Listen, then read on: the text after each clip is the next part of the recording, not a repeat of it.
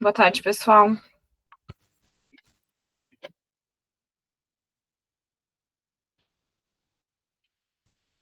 Eu vou dar mais uns 2 minutinhos para quem talvez esteja atrasado, e aí a gente já começa, tá?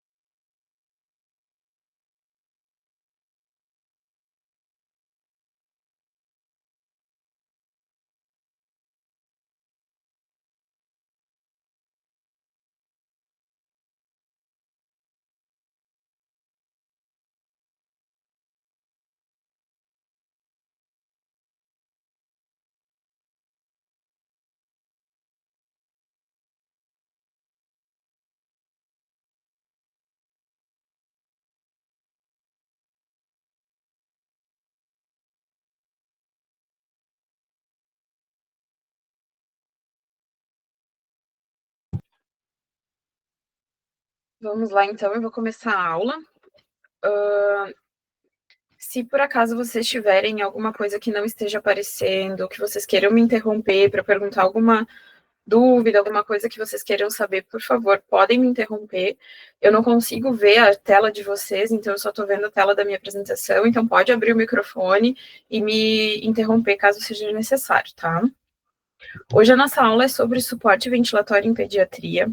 É algo que vocês têm pouco contato, vocês começam a ter um pouco mais de contato ali na UTI e na emergência pediátrica com alguns suportes, então a gente vai falar muito resumidamente de cada um desses tipos e, de novo, caso vocês tenham dúvidas, por favor, me perguntem.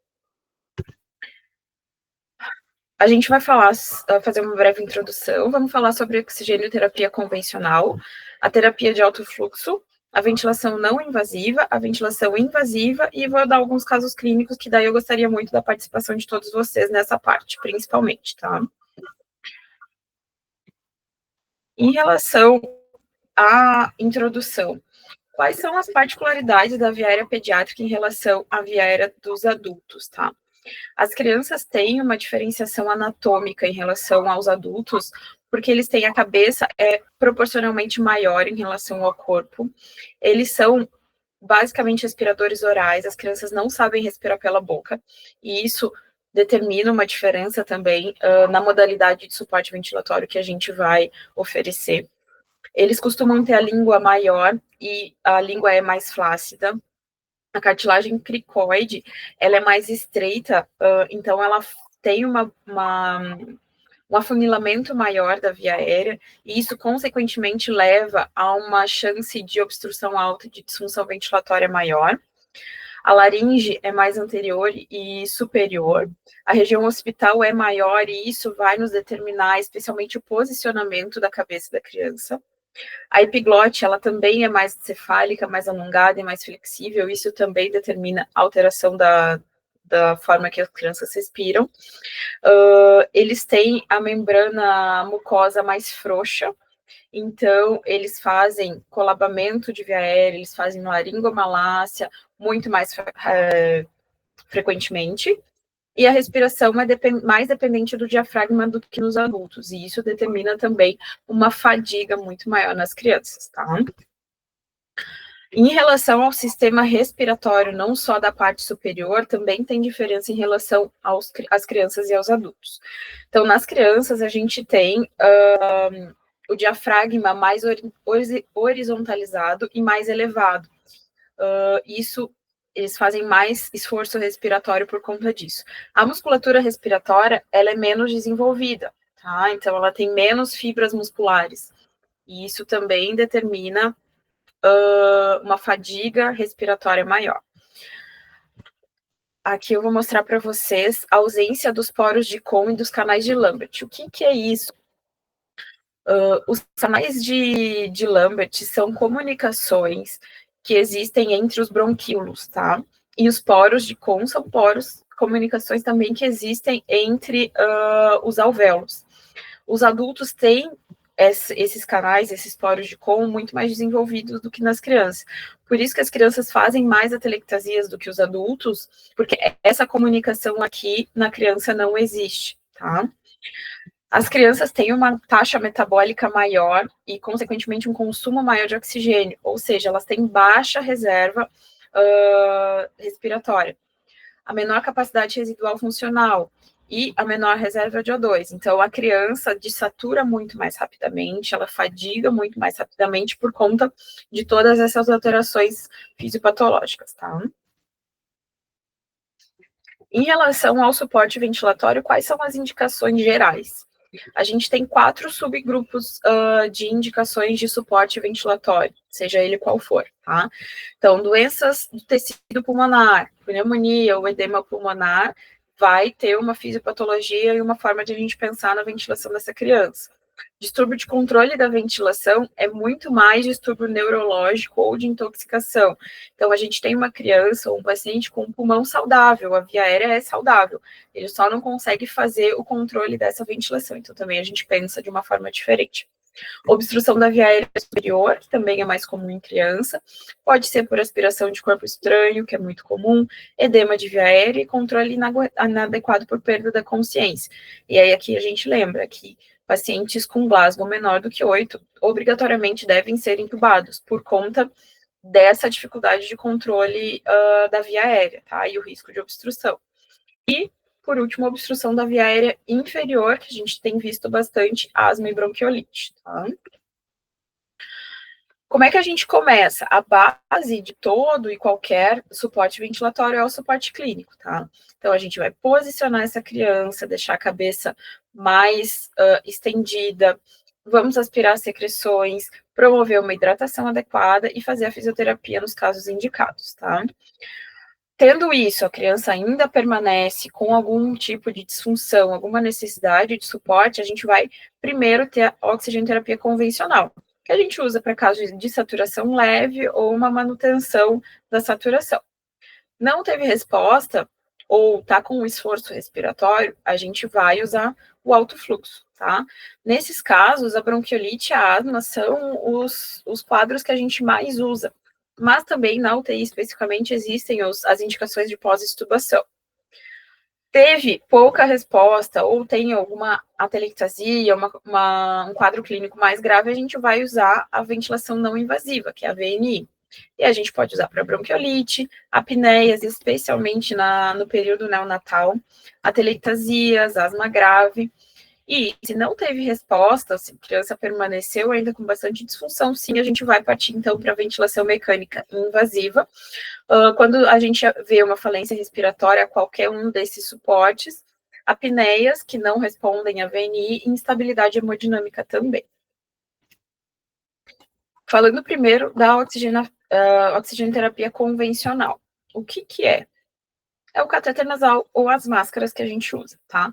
O catéter nasal, ele oferece uma baixa concentração de oxigênio. A gente consegue oferecer, pelo catéter nasal, um oxigênio até mais ou menos 3 litros por minuto. Os catéteres adultos, até os maiores, né, em criança maior, que são os catéteres de adulto, a gente pode até oferecer 4 litros, mas em média 3 litros por minuto. Então, está indicado em desaturação leve, e quando a gente retira um suporte ventilatório mais invasivo, por exemplo, o alto fluxo ou a ventilação não invasiva, depois que a gente suspende, a gente também deixa em catéter nasal para manter uma saturação adequada. Não existe catéter nasal ou oxigênio para conforto, tá? Isso, por favor, não cometam esse erro, assim. A gente usa Se precisa manter uma saturação adequada, acima de 92%, 93%, ou se tem disfunção respiratória, a gente vai partir para outro suporte, tá? Quais são as limitações do uso do catéter nasal? Por ele não ser aquecido, apesar de a gente ter o copinho ali que fica com água, ele causa ressecamento das vias aéreas, tá? Isso, às vezes, determina até sangramentos nasais, tá? Um acúmulo de secreção um pouco maior por conta disso. A gente tem a limitação de fluxo, então, que a gente só consegue usar até 3 litros por minuto, e ele pode, sim, causar algum desconforto, tá? Quando a gente não consegue manter uma saturação adequada com catéter nasal, mas a gente não tem uma criança que está extremamente disfuncionada, a gente pode usar também a máscara de Venturi, tá? Ela pode oferecer tanto concentrações mais baixas quanto concentrações mais altas de oxigênio. E a diferença são essas pecinhas aqui coloridas, tá? Cada pecinha dessa vai fornecer uma fração inspirada de oxigênio. A gente tem pecinhas que fornecem 30%, 40%, 45%, 50%, 60%, até fluxos maiores, tá? Então, a gente encaixa essa pecinha aqui nesse bocal. Vocês estão vendo bem, né? Só me dê um ok, alguém aí. Sim, prof. Então, a gente encaixa essa pecinha aqui nesse bocal, e aí essa pecinha que vai determinar a quantidade de oxigênio que a gente está oferecendo para esse paciente, tá? Também existem limitações. Por ser uma máscara, ela é mais desconfortável e as crianças tiram muito mais facilmente do que o catéter nasal. E aí, na pediatria, a gente tem o limite do tamanho da máscara. Nem sempre a gente tem uma máscara de tamanho adequado para o nosso paciente. Então, às vezes, tem fuga do fluxo, às vezes a gente não consegue oferecer um suporte adequado, restringe tanto a criança conversar quanto a criança comer, tá? E também, da mesma forma do que o catéter nasal, causa ressecamento das vias aéreas, tá? Então, também não seria, assim, a melhor forma de a gente oferecer oxigênio, não existe uma forma confortável, tá? A máscara não reinalante, a diferença é que existe essa bolsinha aqui, tá? Que concentra o oxigênio aqui. E dependendo da forma que a gente acopla a máscara, que ela fica bem vedada, a gente consegue oferecer fluxo FO2 de até 100%. Se a gente tem uma máscara bem vedada, a gente consegue oferecer FO2 de até 100%, tá? E a gente pode usar um fluxo de 10 a 15 litros por minuto. Da mesma forma que a máscara de Venturi, aqui também a gente tem limitação do tamanho da máscara, porque ela depende de uma vedação adequada para fornecer esse 100% de oxigênio. Também é desconfortável, restringe a fala e a alimentação e também causa ressecamento das vias aéreas, tá?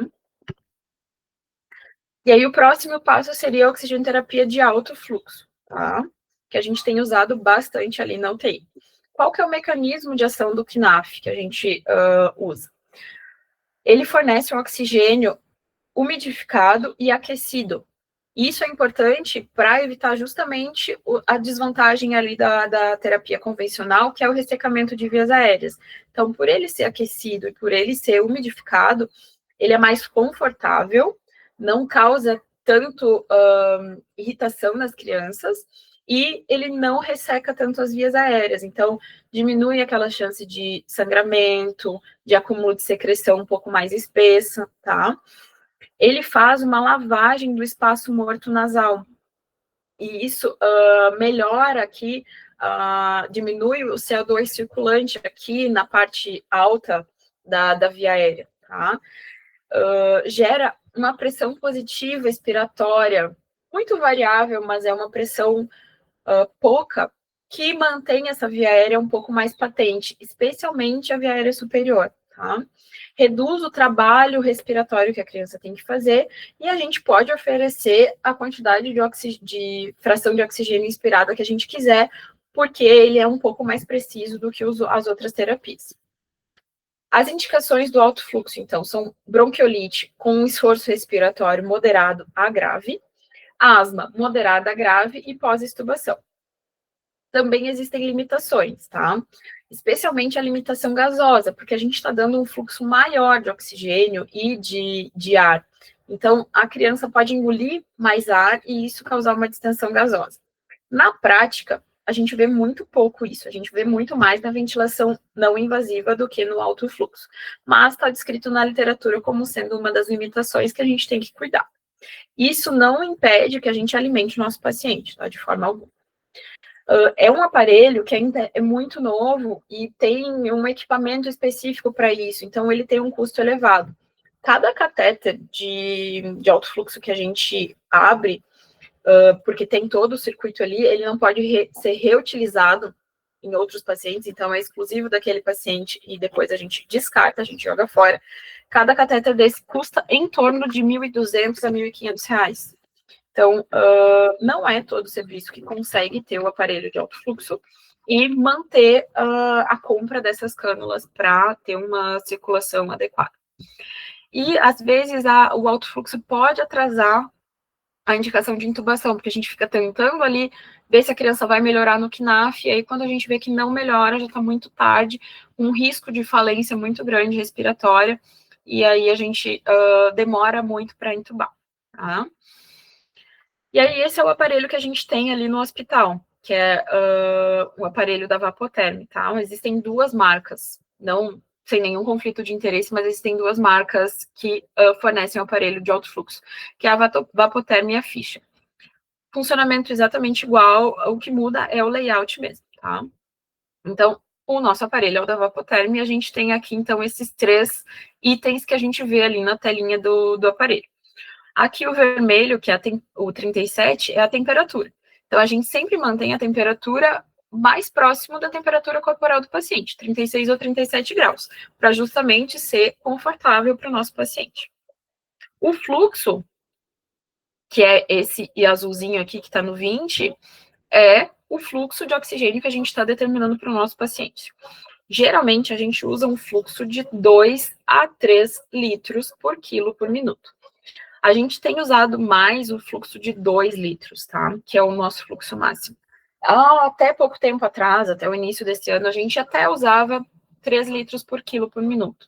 Só que alguns trabalhos têm demonstrado que não tem vantagem tu aumentar esse fluxo para 3 litros por quilo, e, pelo contrário, existe uma desvantagem, tá? Então, existe mais chance de falha.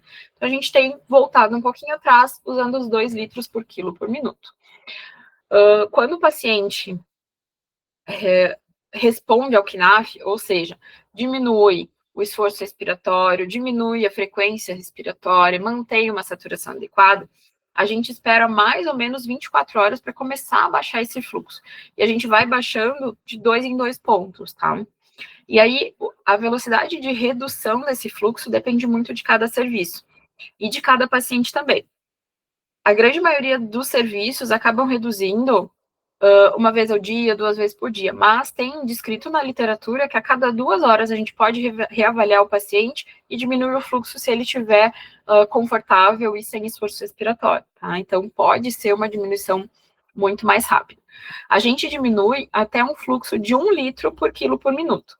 Por exemplo, se a gente tem um paciente de 10 quilos, a gente vai iniciar com um fluxo de 20 e a gente vai reduzindo 2 pontos, de 20 para 18, de 18 para 16, até chegar no 10. Chegou no 10, a gente vai suspender, tá? E aí a gente passa ou para catéter nasal convencional ou para ar ambiente, conforme ficar a saturação da criança. E a FO2, então, que é o 40%, que é a fração inspirada de oxigênio, a gente vai titular conforme a saturação do paciente, objetivando uma saturação acima de 92%. Em relação à ventilação não invasiva, tá? A gente tem algumas modalidades de ventilação não invasiva. A gente tem o CPAP e o BIPAP, tá? O CPAP, ele fornece uma pressão positiva contínua durante todo o ciclo respiratório, mantendo as vias aéreas abertas e facilitando as trocas gasosas. Ou seja, na pressão expiratória positiva final, que é a PEP, é sempre a mesma, tá? E o restante do trabalho respiratório, quem vai fazer é o próprio paciente.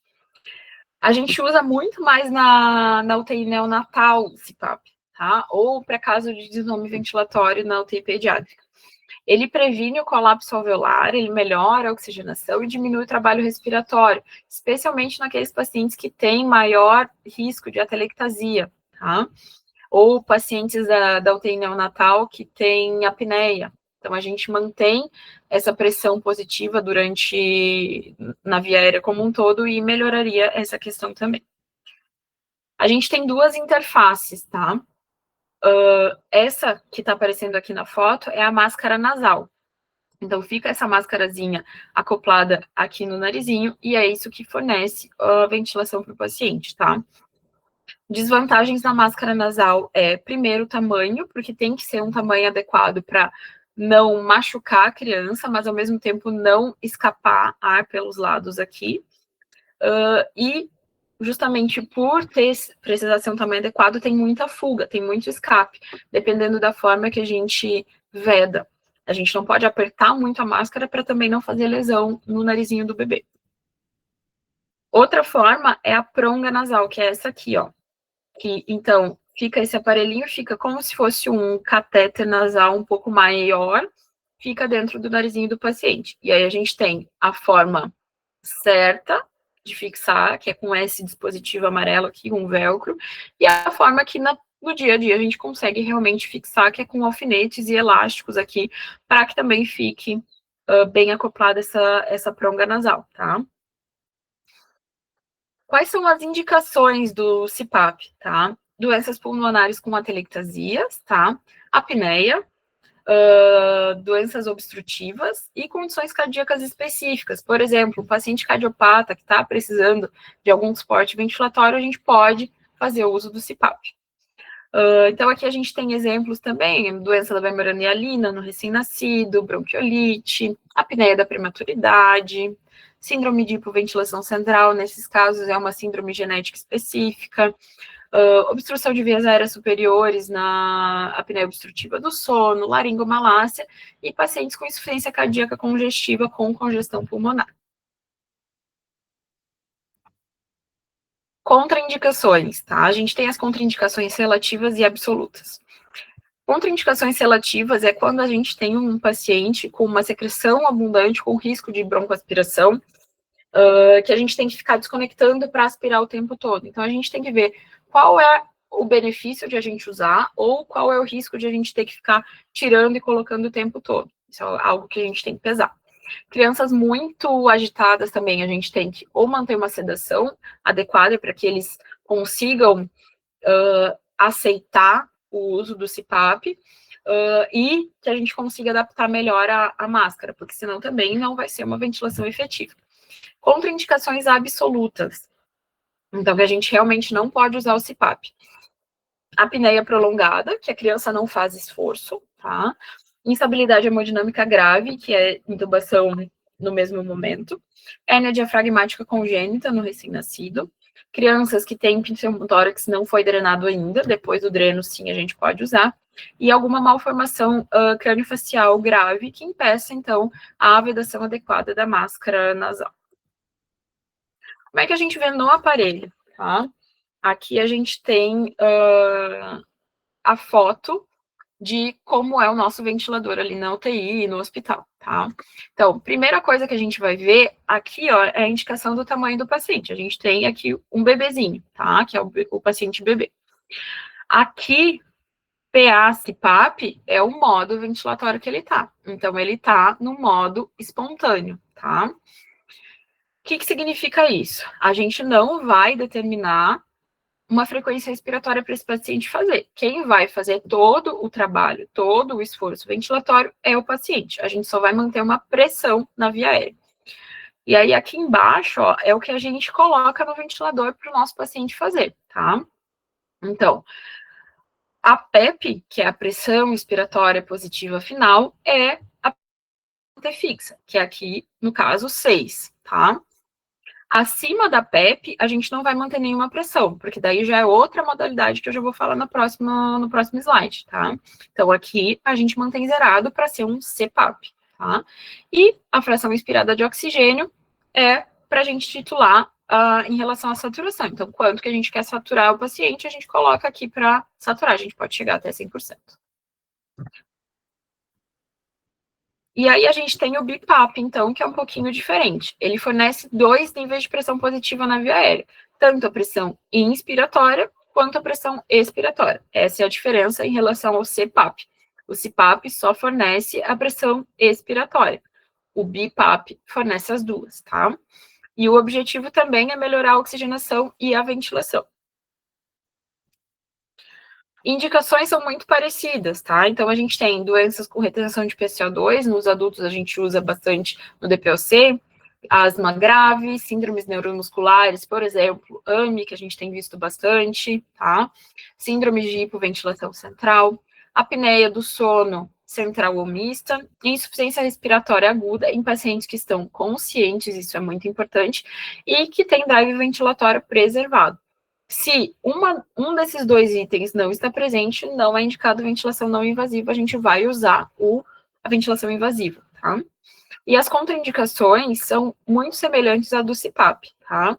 Então, contraindicações relativas, vômito ou risco elevado para broncoaspiração, instabilidade hemodinâmica grave, a gente tem que já fazer uma intubação precocemente, parada respiratória iminente, trauma facial ou malformações faciais, secreção abundante, cirurgia recente de cabeça e pescoço também é uma contraindicação relativa, e pacientes muito agitados e não colaborativos também é uma contraindicação relativa, a gente pode tentar manejar com o uso de sedação também. E aí, a gente tem a mesma telinha ali do CPAP. Qual que é a diferença aqui?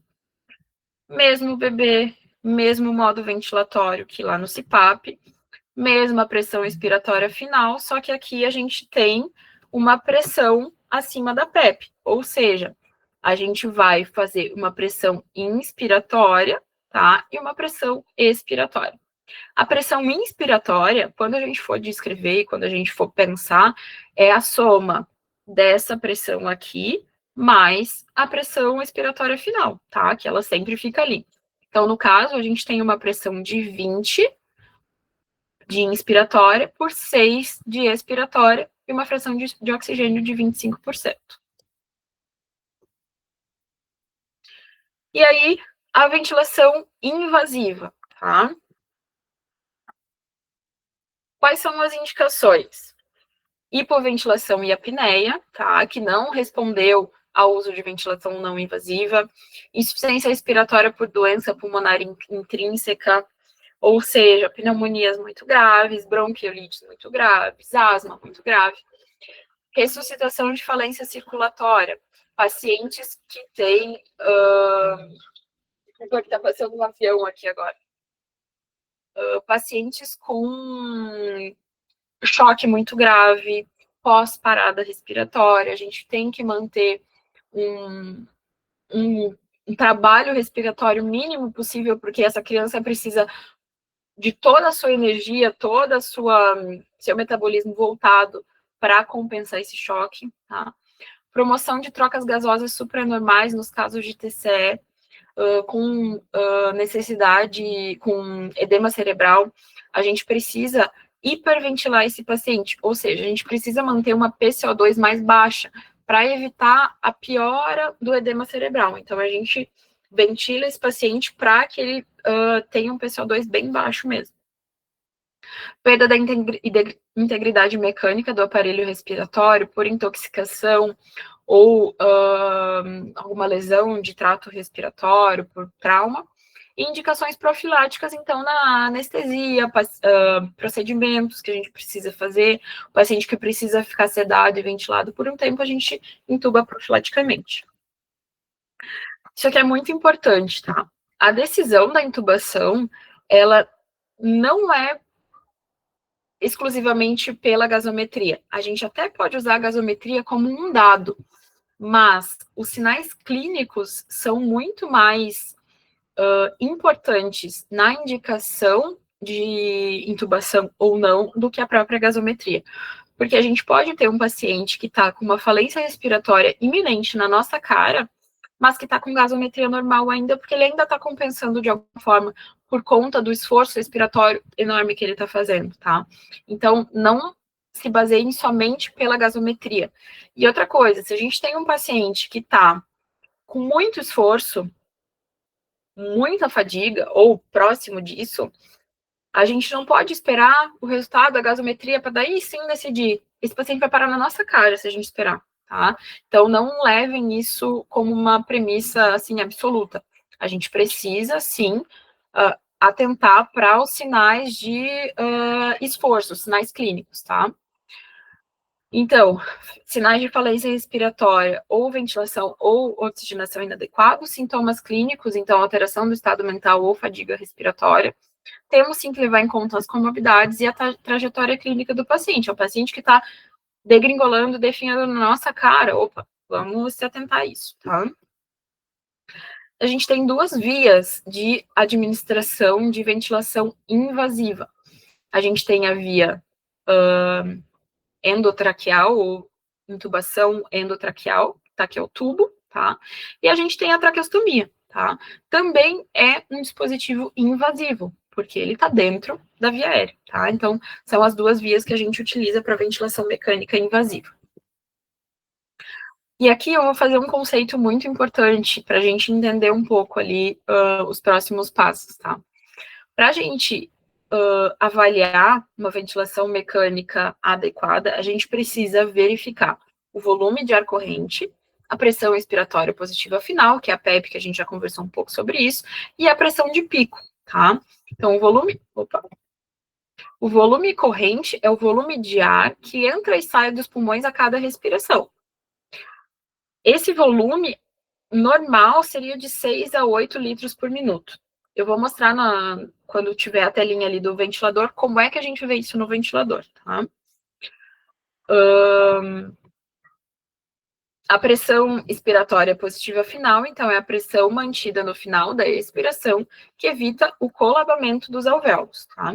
E a pressão de pico é a maior pressão que é registrada na via aérea durante a inspiração, ou seja, a pressão necessária para que esse volume corrente possa acontecer, que o ar possa entrar e sair do pulmão, que vença a resistência da via aérea, tá? Isso aqui é muito específico, mas também muito importante. O que é o disparo e o que é a ciclagem, tá? O disparo é o modo como a gente inicia a inspiração no ventilador mecânico, tá? Então, por exemplo, a gente pode iniciar a inspiração com a mudança de fluxo no esforço do paciente, ou com a mudança de pressão. Isso a gente ajusta no ventilador, tá? E a ciclagem é o modo como encerra a inspiração e passa a novamente fazer um ciclo inspiratório, tá? E a gente tem os modos. A gente tem o modo controlado, o modo assistido e o modo espontâneo. E a gente tem um mix dos três modos, tá? Então, na ventilação controlada, a mãozinha aqui é o meu ventilador e o bonequinho é o meu paciente. Então, o ventilador vai fazer todo o trabalho. Ele vai fazer o disparo e a ciclagem, tá? O paciente não vai atuar em absolutamente nada. Na ventilação assistida, o ventilador, sim, dá um empurrãozinho para o paciente, mas quem faz o esforço respiratório de iniciar a ventilação é o meu paciente, tá? E na ventilação espontânea, o paciente caminha sozinho. Ele faz tanto o disparo quanto a ciclagem, é ele que faz sozinho. E aí existem os modos mistos, tá? A ventilação assisto controlada e a ventilação espontânea com mais alguma coisa que eu já vou mostrar para vocês. No modo controlado, a gente controla de duas formas, o volume e a pressão, tá? O volume, então o volume é fixo, é o fluxo de ar que vai entrar, ele é sempre o mesmo, independente de qualquer coisa. A pressão que vai ser variável, tá? Então, por exemplo, se eu tenho um paciente que eu pedi para o ventilador fazer um fluxo de 100 ml, para fazer esses 100 ml de volume, em um momento ele vai precisar fazer uma pressão de 30, em um outro momento ele vai precisar fazer uma pressão de 28, na ventilação seguinte ele vai precisar fazer uma pressão de 32, isso pode acontecer, mas ele sempre vai entrar e sair do pulmão 100 ml de volume, tá? Na pressão controlada é o contrário, a pressão é sempre a mesma e o volume de ar que entra e sai varia, tá? Então, eu tenho sempre ali uma pressão de 30 no meu ventilador. acumulou um pouquinho mais de secreção, aumentou a resistência da via aérea, o volume de ar que vai entrar não é mais o mesmo 100 que eu já tinha antes, 75. Melhorou, aspirei o paciente, sedei, ele está mais relaxado, esse volume com essa mesma pressão de 30, em vez de ser 75, ele vai para 120, tá? Então, esse volume varia, tá? O modo assistido, então, como eu tinha falado para vocês, o paciente que faz o início do ciclo, tá? E o ventilador só controla o final. Então, o disparo é pelo paciente, a ciclagem é pelo ventilador. No assisto controlado, o que acontece? O modo assistido acontece todas as vezes que o aparelho detecta um esforço respiratório do paciente. No momento que o aparelho não lê esforço do paciente, ele entra em ação e parte para os ciclos controlados, tá? Então, ele é uma segurança, ele fica ali de backup caso o paciente venha apresentar não tenha esforço respiratório. Tá? E isso a gente determina pelo trigger, que é o nível de sensibilidade para reconhecer o esforço do paciente. E aí eu falei para vocês que tem um que combina todos eles, que é o SMV, que quem está passando na UTI vai ver a gente falando bastante, usando bastante esse modo, tá? O SMV, ele combina as respirações mandatórias, que são as controladas pelo ventilador, com as respirações espontâneas feitas pelo paciente e permite, entre os períodos mandatórios, ele permite as ventilações espontâneas também, tá? Então, por exemplo, lá no meu aparelho, quando eu coloco por SMV, eu vou determinar que 12 ventilações é o modo mandatório. Então, em 1 minuto, 12 ventilações vão ser da forma que eu determinei para o meu ventilador. Só que o meu paciente está um pouco mais desperto, ele não está tão sedado, ele não está usando bloqueador neuromuscular, e aí ele está ventilando também espontâneo. Então, a frequência respiratória do meu paciente não vai ser os 12, vai ser os 20, 25, dependendo de como está a ventilação do meu paciente. E tá tudo bem. Esse modo, ele é bastante usado na pediatria, tá? Na UTI adulto ou nos pacientes adultos, vocês não vão ver usando isso, tá? Por quê? Quando surgiu esse modo, pareceu que ele era muito bom, né? Porque ele permite que o paciente ventile espontâneo. Mas em adultos, os estudos logo em seguida que começaram a aparecer, eles mostraram que o desmame, ou seja, a saída da ventilação, ele é mais lento com o uso do SMV. Porque os adultos tendem a ter maior assincronia. O que é isso? Eles não conseguem sincronizar a ventilação espontânea com as mandatórias. E isso causa uma sincronia, o paciente fica brigando com o ventilador, entre aspas, tá?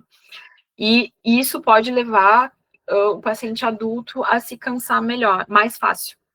Mas na pediatria, por conta também de tudo que a gente já viu ali da fisiopatologia, da fisiologia do aparelho respiratório do paciente, os pacientes pediátricos, eles aceitam melhor essas mudanças muito bruscas de modo, do controlado por espontâneo, do assisto controlado. Então, eles se adaptam muito melhor a essas variações, tá? Por conta justamente da musculatura respiratória menos desenvolvida. E é um modo muito bom porque a gente consegue deixar o nosso paciente menos sedado. E aí a gente consegue ter um desmame um pouco mais efetivo, tá? E aí, como é que a gente vai iniciar uma ventilação mecânica de um paciente? Ou seja, eu tô lá na emergência, na UPA, sei lá de onde, não tem UTI, como é que eu vou ventilar o meu paciente? Primeiros passos que eu preciso pensar. Qual que é o objetivo da ventilação mecânica nesse paciente? Eu estou ventilando eu intubei esse paciente porque ele está com uma asma, porque ele fez um TCE e está rebaixado, ou é uma pneumonia muito extensa com derrame pleural. Para cada um desses tipos, eu vou ventilar o meu paciente de uma forma diferente, tá? Qual modo ventilatório eu vou usar? Eu vou usar o controlado por pressão, por volume, o assisto controlado, o assistido espontâneo, qual que eu vou usar, tá? Em um primeiro momento, sempre a gente vai tentar usar ou o modo controlado ou o SMV na pediatria, tá?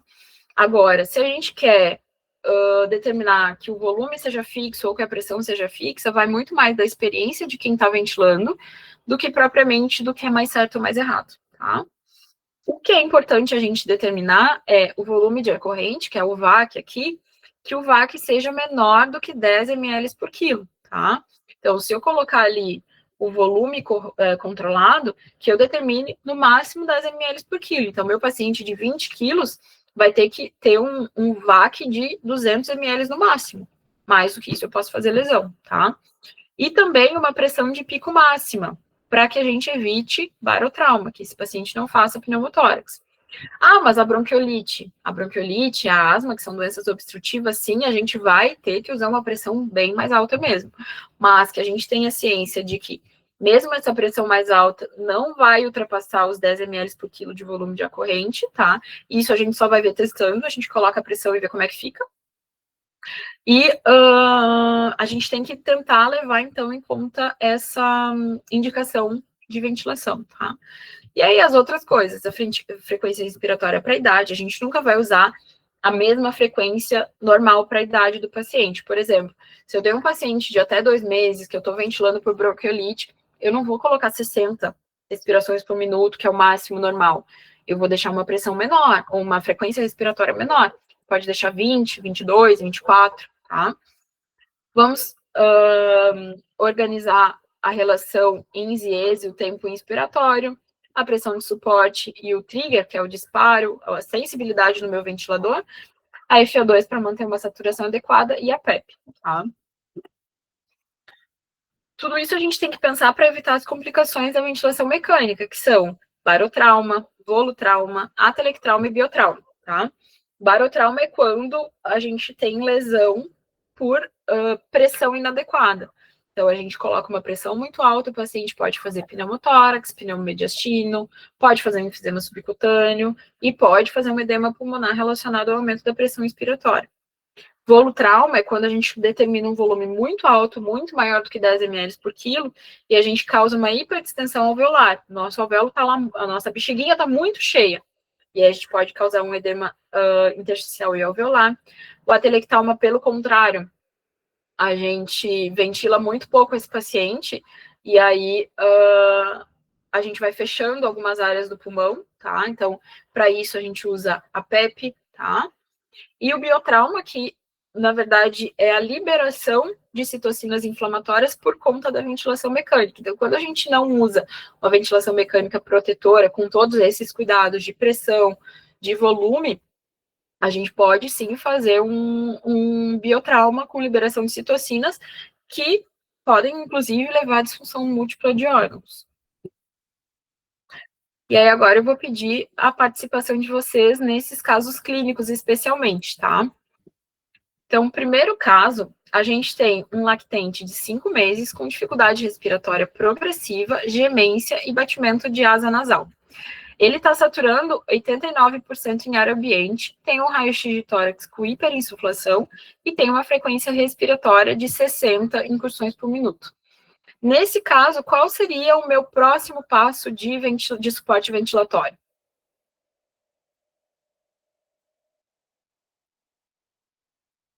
Alguém arrisca?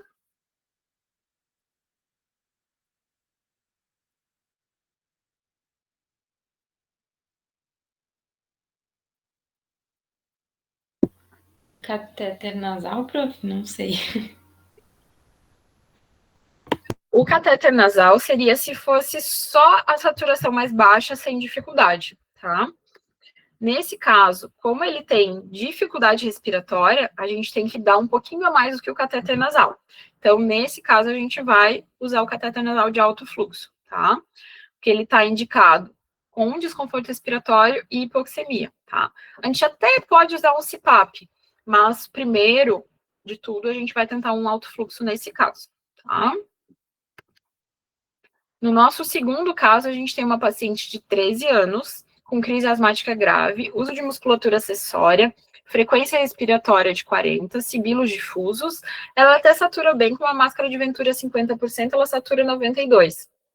Tem uma gasometria com hipercapnia e uma acidose respiratória leve. Nesse caso, qual seria o suporte ventilatório mais adequado?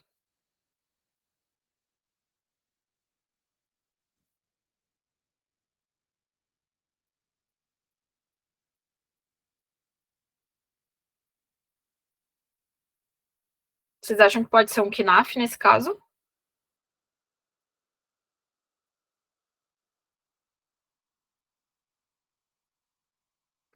Ninguém arrisca?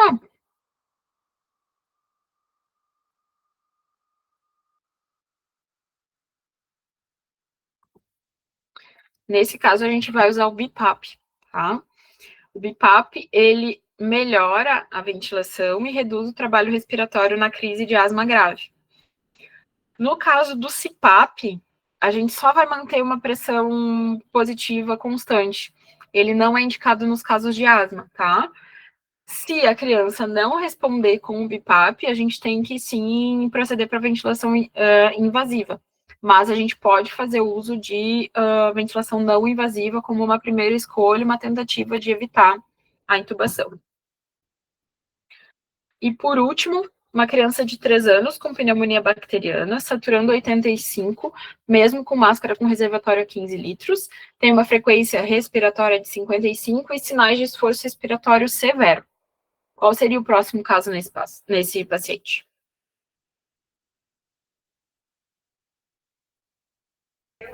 Intubação orotraqueal? Isso aí.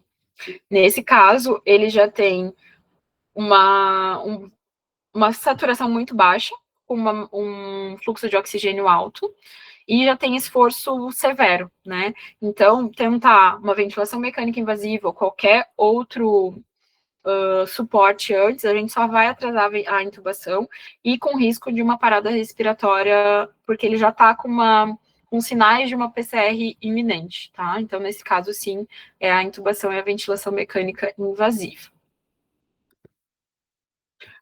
Pessoal, era isso que eu tinha para mostrar para vocês. Eu quero ver se vocês têm alguma dúvida, alguma coisa que não ficou muito clara, que vocês queiram me perguntar, fiquem bem à vontade.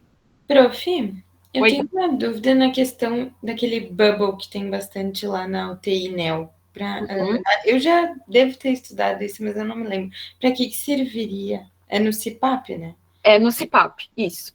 Ele é, assim, a gente pode considerar que o mecanismo de ação é o mesmo do CPAP, tá? A gente mantém uma pressão constante na via aérea, mas o bubble seria, digamos assim, uma pressão um pouco menor do que o do CPAP mesmo, sabe? Só para evitar uma lesão maior nas vias aéreas dos pacientes muito pequenininhos, dos prematuros, mas se a gente pensar na forma de atuação, pensa como um CPAP mesmo. Tá bem, obrigada. Mais alguém?